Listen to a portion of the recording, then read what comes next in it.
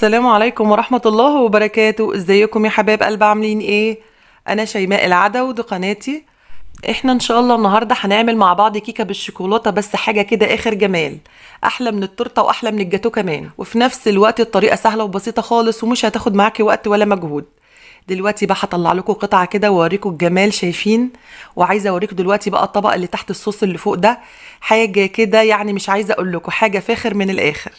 جربوا الكيكة دي النهاردة، لازم تجربوها ان شاء الله للولاد، هتعجبهم جدا جدا، وخاصة ان هي كيكة غنية وفي نفس الوقت المقادير بسيطة خالص. زي ما انتم شايفين كده، شايفين الجمال؟ ما شاء الله، مفيش احسن من كده.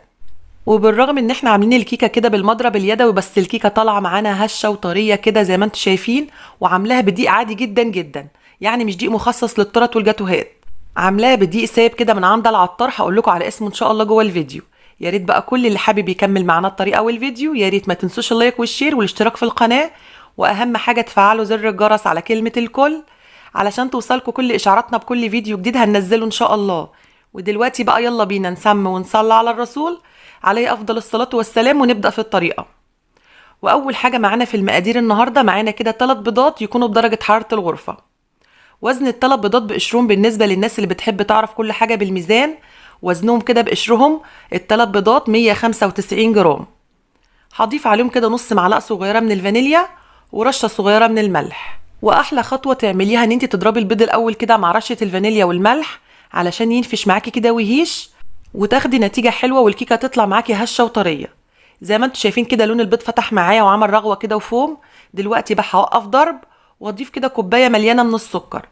وزن السكر الموجود جوه الكوبايه وزنه كده 200 جرام. الخطوه الجايه دي مهمه برضو، ان انت تضربي السكر كده والبيض لغايه لما السكر يدوب معاكي كده بنسبه 80%، ولون البيض يفتح معاكي، يفتح معاكي اكتر من كده كمان. شايفين؟ دلوقتي انا بادئه بلون، ولما اضرب كده شويه كمان اللون هيتغير معايا ويختلف ويفتح معايا بالشكل دوت. كده تعرفي بقى ان انت وصلتي للمرحله المطلوبه. وبعد ما لون البيض فتح معايا بالشكل دوت، هنضيف بقى نص كوبايه كده من الزيت النباتي، اي زيت نباتي موجود عندك بس ما يكونش له ريحه.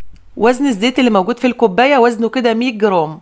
دلوقتي بقى هضيف ايه؟ هضيف كده كوبايه الا ربع من الحليب المغلي، الحليب المغلي او الحليب الساخن.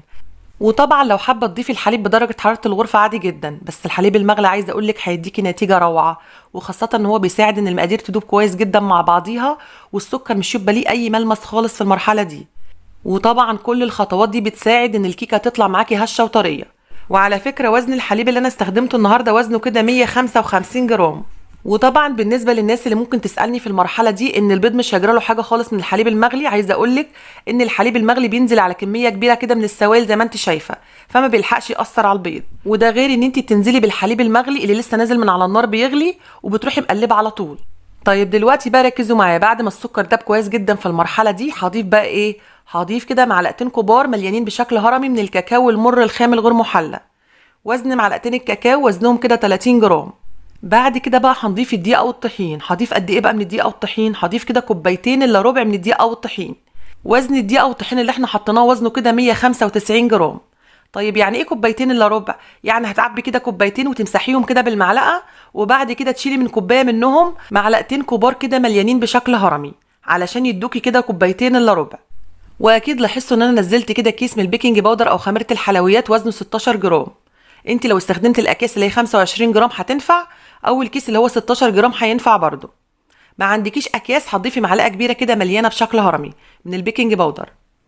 دلوقتي بقى هقلب كل المكونات كده مع بعضيها لغايه لما الخليط كله يمتزج مع بعضه. اهم حاجه وانت بتقلبي تقلبي كده في اتجاه واحد علشان الهواء ما يخرجش بره الكيكه. زي ما انتم ملاحظين كده بقلب في اتجاه واحد، وباجي كده من منطقه النص واقلب برضو، وده علشان اتاكد ان مفيش اي بواقي كده من الدقيق في البوله من تحت. دلوقتي بقى هضيف ايه؟ هضيف كده معلقه كده من الخل، خل الطعام العادي، وده علشان برضو ان الكيكه تطلع معانا هشه وطريه، وفي نفس الوقت تقوي المفعول بتاع البيكنج باودر، يعني بتنشطه معانا، وفي نفس الوقت بيخلي البيض مش ليه اي اثر ولا ريحه نهائيا. دلوقتي بقى زي ما انتم ملاحظين هقلب بقى معلقه الخل كده كويس جدا علشان تمتزج مع الخليط، وكده خلاص الخليط اصبح جاهز معايا. دلوقتي بقى هنعمل ايه؟ هنجهز كده صينيه مقاس 40 في 25، والكلام ده بالنسبه للصواني المستطيله، يعني اكبر صينيه كده في ال3 صواني المستطيله. انما لو هتصبها في صينيه مدوره هتصبها في صينيه مقاس 30، وممكن برضو صينيه مقاس 28 لو انت حابه الكيكه تطلع اعلى من كده كمان. دلوقتي بقى ده القوام بتاع الكيكه يا جماعه قبل ما نصبه في الصينيه. زي ما انتم شايفين كده قوام وسط، لا هو خفيف ولا هو تقيل. دلوقتي بقى انا بدرت الصينيه كده بالزيت كده والكاكاو، حابه تبدريها بالزيت والدقيق زي ما انت حابه. وطبعا في الخطوه دي بكون مولعه الفرن قبلها كده ب10 دقايق، الفرن يسخن طبعا، وبعد كده بدخل الصينيه في الرف الوسطاني على درجه حراره 180 بظهر المعلقه كده، وهبتدي امشي ايدي كده في الخليط من على الوش، وده علشان مش يبقى فيه اي فقاعات من الهواء ومسام الكيكه تطلع معاكي ضيقه. اخبطي بقى الصينيه خبطتين كده ودخليها الفرن طبعا وهو سخن زي ما انا قلت لك كده. واول ما الصينيه تطلع من الفرن اختبريها بالخله. وعلى ما صينيه الكيكه تستوي تعالوا بقى نحضر الكريمه. هضيف كده كوبايه من الكريم شانتيه، طبعا كريم شانتيه خام مش عليه اي حاجه خالص، مش عليه سكر يعني. هضيف عليه كده 3 معالق كبار من السكر، 3 معالق كبار مليانين بشكل هرمي. بعد كده بقى هضيف ايه، هضيف كده معلقتين كبار مليانين بشكل هرمي من الكاكاو المر الخام الغير محلى. ودلوقتي بقى هضيف كوبايه من الحليب الساقع، ولو حابه تحطي ميه بارده مكان الحليب عادي جدا حطي برده كوبايه من الميه البارده. بس طبعا انت بالنسبه لك ما تضيفيش كوبايه الحليب او الميه الساقعه كلها مره واحده، وده علشان كل نوع كريمه مختلف عن التاني. انت ضيفي نص كوبايه كده الاول من الحليب المتلج او الميه الساقعه، وبعد كده شوفي لقيتي قوام الكريمه تقيل قوي هتروحي ضايفه حبه كمان لغايه لما توصلي للقوام دوت. ولاحظوا كده كل ما احنا بنضرب في الكريمه كل ما الكريمه بتتقل معانا ولونها يفتح معانا بالشكل دوت. كده بقى الكريمه خلصت معانا، هحطها في التلاجة على ما الصينيه تطلع كده من الفرن وتبرد معانا. وده شكل الصينيه يا جماعه اول ما طلعت معايا من الفرن. بختبرها كده بالخله، لو الخله طلعت معايا نضيفه مش فيها عجين يبقى كده الكيكه استوت معايا. والصينيه دي هتاخد معاكم كده من 40 ل 45 دقيقه في الفرن، يعني ما تفتحيش عليها قبل نص ساعه. طيب دلوقتي بقى انا بعمل ايه بالخله كده، هبتدي بقى اعمل كده ثقوب كده في الكيكه علشان لما اشرب الكيكه دلوقتي بالحليب الحليب ينزل جوه الفتحات ديت والكيكه تتشرب معايا كويس جدا. ودلوقتي ممكن حد يسالني ويقول لي الحليب دلوقتي بارد ولا سخن في المرحله دي. هرد عليه واقول له ان الحليب بيكون سخن والكيكه بتكون بارده. مركزين معايا يا جماعه؟ يبقى احنا بنسيب الصينيه تبرد كويس جدا براحتها الاول، وبعد كده بنسقيها بالحليب. بعد ما الكيكه اتشربت الحليب كده بعد 5 دقايق هبتدي بقى انزل عليها ايه الكريمه. زي ما انتم ملاحظين كده هنزلها كده في المرحله دي وهبتدي افردها على وش الصينيه. وطبعا مش شرط ان انت تسويها قوي، يعني اهم حاجه بس ان هي تبقى كده ايه سطحها متساوي، يعني مفيش حته عاليه وحته واطيه، انما مش شرط تبقى زي المسطره. دلوقتي بقى في المرحله دي يا اما تدخلي الصينيه في الفريزر لمده 10 دقائق كده او ربع ساعه، او في التلاجة كده لمده نص ساعه علشان الكريمه تشد معاكي، علشان لما تيجي تحطي الصوص في المرحله دي الصوص مش يجرى له اي حاجه، يعني ما يدخلش على الكريمه. دلوقتي بقى تعالوا نحضر اخر طبقه وهي الصوص. معايا كده نص كوبايه من السكر في حله او في طاسه، عليهم نص كوبايه من الكاكاو المر الخام الغير محلى، كل حاجه نص نص. بعد كده بقى هضيف ايه، هضيف نص كوبايه من الزيت برضو، وعليهم نص كوبايه من الحليب. همسك بقى كل الكلام ده مع بعضه كده واقلبه لغايه لما كله يمتزج مع بعضه.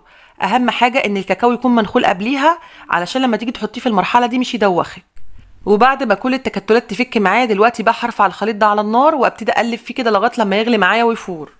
ويا ريت بقى ما تخليش الخليط يتقل معاكي بزياده علشان خاطر هو برضه لما بيبرد بيتقل معاكي اكتر واكتر.